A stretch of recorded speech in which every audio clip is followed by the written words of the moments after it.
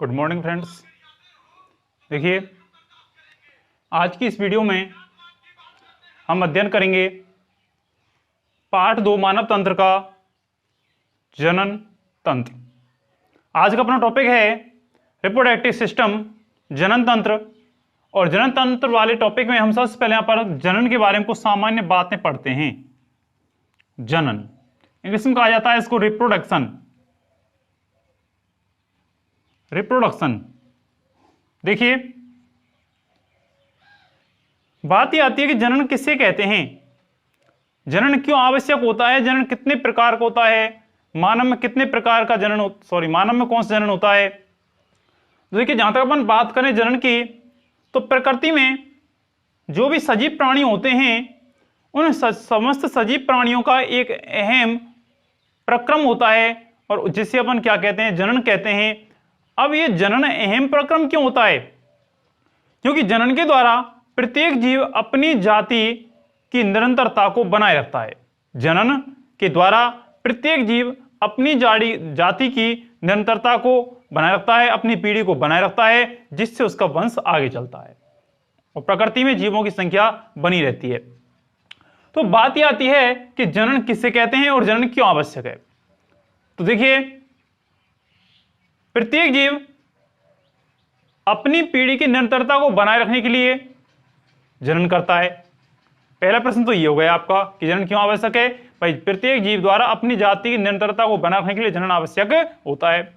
दूसरी बात यह आती है कि जनन किसे कहते हैं। प्रत्येक जीव द्वारा अपने ही समान नई संतति उत्पन्न करने का प्रक्रम जनन कहलाता है। दोबारा सुने बच्चों, प्रत्येक जीव द्वारा अपने ही समान नई संतान या नई संतति उत्पन्न करने की प्रक्रम को जनन कहा जाता है। कोई भी जीव होता है वो अपने ही समान नई संतान पैदा करता है।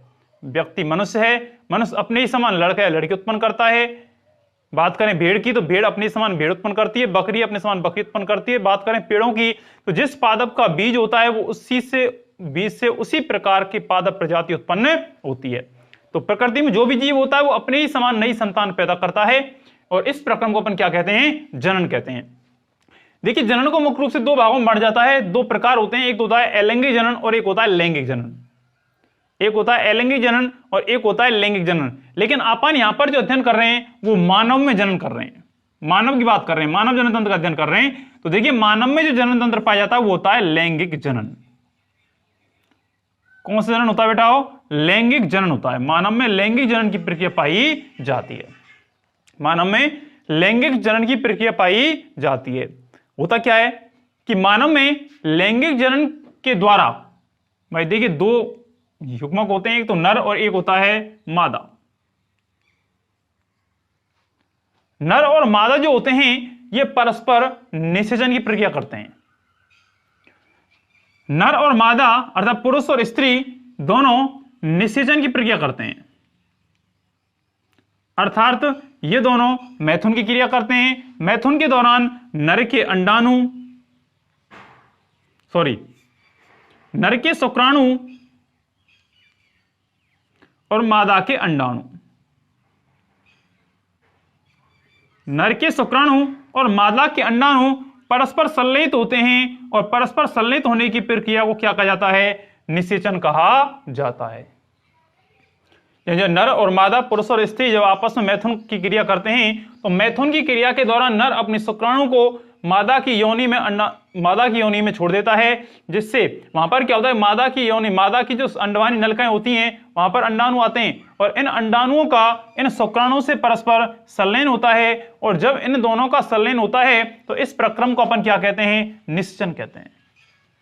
अर्थात नर और मादा के अंडाणु और शुक्राणु के परस्पर संलयन की प्रक्रिया को निषेचन, फर्टिलाइजेशन कहा जाता है।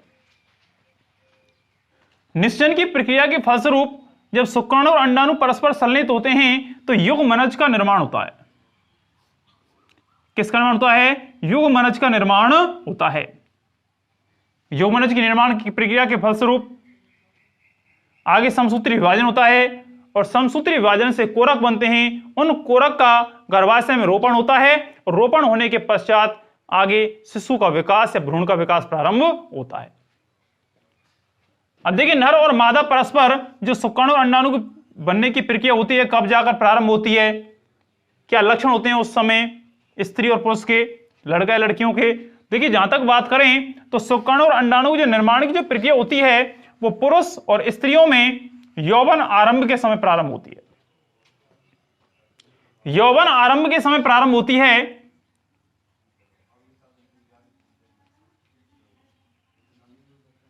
यौवन आरंभ, देखिए यौवन आरंभ की या प्यूबर्टी की जहां तक बात करें तो यौवन आरंभ लड़के और लड़कियों में इसकी एज अलग होती है। लड़कियों में यौवन आरंभ का समय जो होता है वो होता है 12 से 14 वर्ष, जबकि लड़कों में यौवन आरंभ का समय 13 से 15 वर्ष होता है।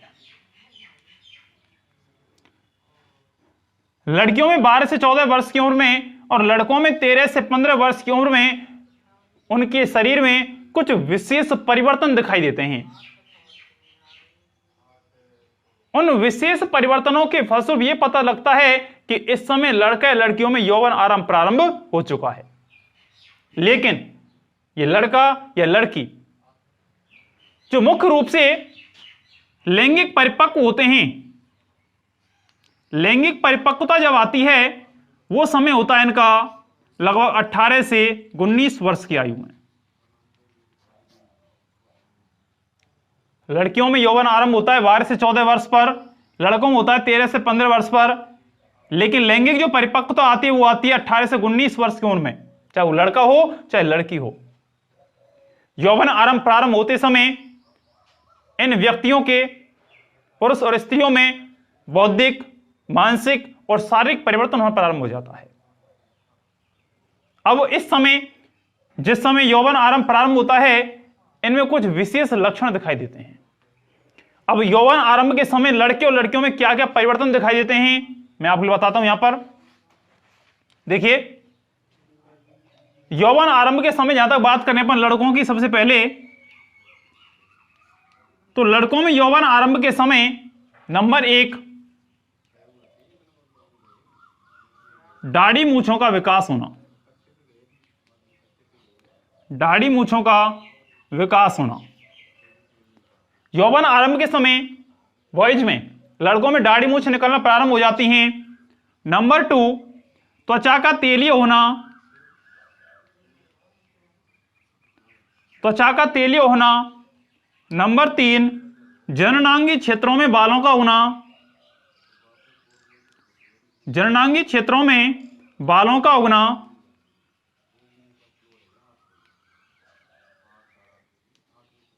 बालों का निकलना। नंबर 4 आवाज का भारी होना। आवाज का भारी होना।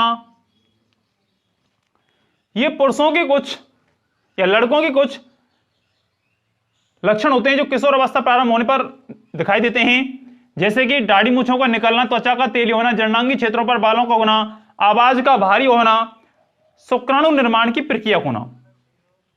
किशोर अवस्था प्रारंभ होने पर लड़कों में शुक्राणु का निर्माण प्रारंभ हो जाता है। अब ये जो सारे प्रक्रम होते हैं, ये जो लक्षण दिखाई देते हैं, शुक्राणु निर्माण जो होता है, इन सबके पीछे एक हार्मोन्स उत्तरदायी होता है और उस हार्मोन्स को अपन नाम देते हैं टेस्टोस्टेरोन हार्मोन्स। कौन सा हार्मोन्स होता है? टेस्टोस्टेरोन हार्मोन्स होता है, जो लड़कों में लैंगिक परिपक्वता के प्रति उत्तरदायी होता है। नेक्स्ट बात करें अपन गर्ल्स की। देखिए, जिस प्रकार से लड़कों में कुछ विशेष परिवर्तन होते हैं, उसी प्रकार से लड़कियों में भी कुछ विशेष परिवर्तन दिखाई देते हैं किशोर अवस्था के समय। नंबर 1 आवाज का मधुर होना या आवाज का बारीक होना। नंबर 2 त्वचा का तेलीय होना। त्वचा का तेलीय होना। नंबर 4 स्तनों का आकार बढ़ना। स्तनों का आकार बढ़ने लगता है। नंबर 4 जननांगी क्षेत्र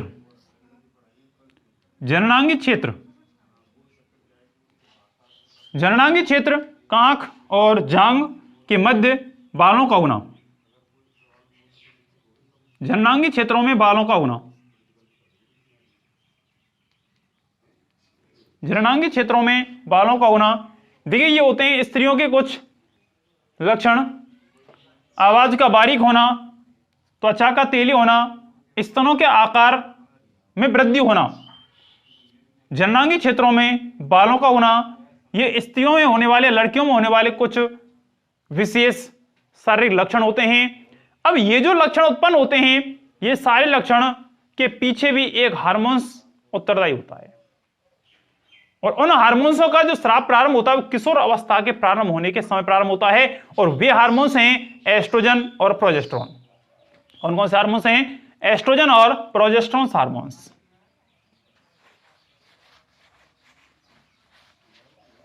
ये बात हुई अपनी यौवन आरंभ के बारे में।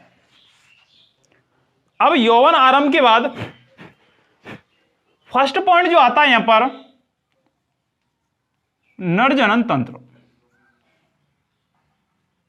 नर जनन तंत्र, देखिए बच्चों, मैंने चित्र आपके लिए पहले बना दिया ताकि वीडियो ज्यादा लंबी ना हो, इसलिए देखिए नर जनन तंत्र की जहां तक बात करें तो नर जनन तंत्र दो प्रकार के अंग होते हैं। एक तो होते हैं प्राथमिक लैंगिक अंग,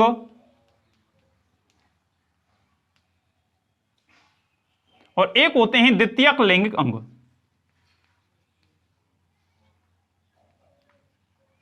द्वितीयक लैंगिक अंग, देखिए प्राथमिक लैंगिक अंग और द्वितीयक लैंगिक अंग मिलकर के मेल रिप्रोडक्टिव सिस्टम, नर जनन तंत्र का निर्माण करते हैं। बात करें प्राथमिक लैंगिक अंगों की, देखिए प्राथमिक लैंगिक अंगों में जो अपन वर्णन पढ़ते हैं वो पढ़ते हैं वृषण का, टेस्टिज। प्राथमिक लैंगिक अंग के अंतर्गत आते हैं वृषण, टेस्टिज आते हैं। प्राथमिक लैंगिक अंगों में जो अंग काम में आते हैं उन्हें जनन कहा जाता है, गोनाड्स कहा जाता है, और ये जनन कौन होते हैं? वृषण होते हैं। इन वृषण के द्वारा एक हार्मोन्स का निर्माण किया जाता है, और वो हार्मोन्स है टेस्टोस्टेरोन।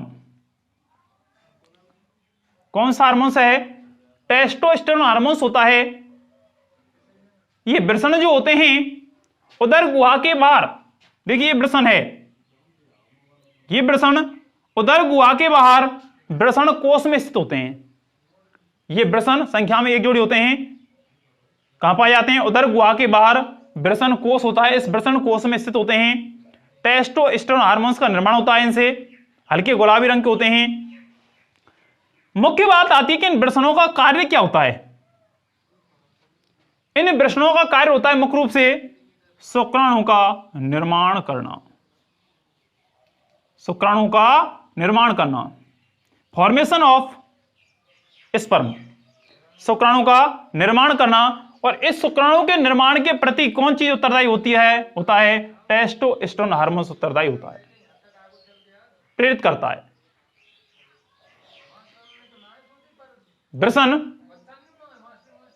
वृषण अंतःस्रावी ग्रंथि के रूप में अंतःस्रावी हार्मोन टेस्टोस्टेरोन का निर्माण करता है, और दूसरा कार्य होता है शुक्राणु का निर्माण करना। अब यहां पर शुक्राणु का निर्माण कंप्लीट हो जाता है। शुक्राणु के निर्माण के बाद बात आती है इसमें द्वितीयक लैंगिक अंगों की।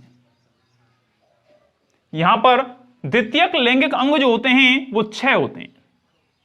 पहला होता है वृषण कोश,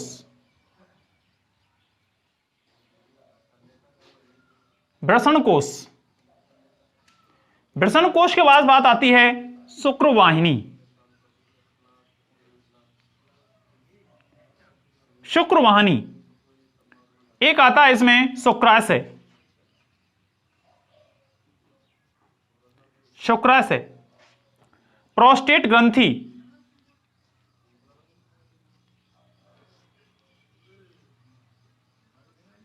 प्रोस्टेट ग्रंथि, मूत्रमार्ग, मूत्र मार्ग और एक है यहां पर सिसन। कुल 6 पार्ट्स होते हैं द्वितीयक लैंगिक अंगों के। नंबर 1 वृषणकोश, नंबर 2 शुक्रवाहिनी, नंबर 3 शुक्राशय, नंबर 4 प्रोस्टेट ग्रंथि, नंबर 5 मूत्र मार्ग और नंबर 6 होता है सिसन। सबसे पहले बात आती है द्वितीयक लैंगिक अंग किसे कहते हैं। द्वितीयक लैंगिक अंग किसे कहते हैं? तो प्राथमिक लैंगिक अंगों के अलावा जनन तंत्र में या जनन में जो जो अंग कार्य करते हैं, जो अंग कार्य करते हैं, जो अंग अपना पार्टिसिपेट करते हैं यहां पर, वो सब क्या कहते हैं? द्वितीयक लैंगिक अंगों की श्रेणी में आते हैं। प्राथमिक लैंगिक अंगों के अलावा जो अंग जनन कार्य में सहायता करते हैं, मदद करते हैं, वो द्वितीयक लैंगिक अंग कहलाते हैं। नर में 6 द्वितीयक लैंगिक अंग होते हैं। नंबर 1 होता है वृषणकोश, नंबर 2 होता है शुक्रवाहिनी नलिका, नंबर 3 होता है शुक्राशय, नंबर 4 होता है प्रोस्टेट ग्रंथि, नंबर 5 होता है मूत्र मार्ग और नंबर 6 होता है सिसन। सबसे पहले वर्णन पढ़े यहां पर वृषणकोश का। पहले चित्र में देखे वृषणकोश कहां पर है। देखिए मैंने आपको अभी बताया था कि ये वृषण है और ये वृषण जिस चीज में रखे हुए हैं वो कौन है? वृषणकोश। वृषणकोश देखिए, वृषणकोश वृषणों को स्थिर रखने का कार्य करता है। जो वृषण जो होते हैं, टेस्टिस जो होती हैं, उनको स्थिर रखने का कार्य कौन करता है? वृषणकोश करता है। तो वृषणकोश वृषणों को स्थिर रखने का कार्य करता है। यहां पर वृषणकोश जो होता है, इसका टेम्परेचर, वृषणकोश का टेम्परेचर, तापमान जो होता है, वो शरीर के तापमान से कम होता है।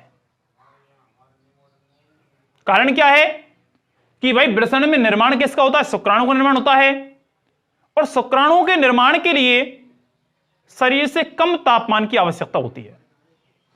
शुक्राणु के निर्माण के लिए शरीर से कम तापमान की आवश्यकता होती है, इसलिए शुक्राणु का निर्माण कहां होता है? वृषण में होता है। वृषण कहां पाए जाते हैं? शरीर के बाहर, उदर गुहा के बाहर वृषण कोश में स्थित होते हैं। प्रश्न आ जाता है पेपर में कई बार यहां से कि क्या कारण है कि नर में वृषण शरीर के बाहर वृषण कोश में स्थित होते हैं। तो इसका मूल कारण यही है कि शुक्राणु के निर्माण के लिए शरीर के तापमान से कम तापमान की, कम टेम्परेचर की आवश्यकता होती है। कम टेम्परेचर की आवश्यकता होती है, इसलिए वृषण कोश में शरीर के बाहर स्थित होते हैं। नेक्स्ट बात आती है यहां पर शुक्रवाहिनी।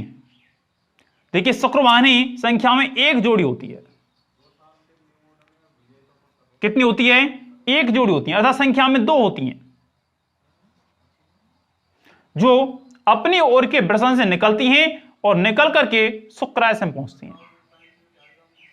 ये शुक्रवाहिनी नलिकानुमा संरचनाएं होती हैं। ये शुक्रवाहिनी आगे चल करके मूत्रवाहिनी से मिलती है और मिलकर के एक संयुक्त नली का निर्माण करती है। संयुक्त नली का मतलब क्या होता है कि इससे शुक्राणु और मूत्र दोनों ही एक नलिका में प्रवाहित होते हैं। शुक्राणु भी इससे निकलते हैं और मूत्र भी इससे बाहर निकलता है। तो शुक्रवाहिनी मूत्रवाहिनी के साथ या मूत्र नलिका के साथ मिलकर के एक संयुक्त नलिका का निर्माण करती है, कंजक्टिव का निर्माण करती है, जिससे मूत्र और शुक्राणु दोनों इसमें होकर प्रवाहित होते हैं। बात करें आगे शुक्राशय की। शुक्राशय एक थैलीनुमा अंग होता है। थैलीनुमा संरचना होती है, मांसल खोखला अंग होता है।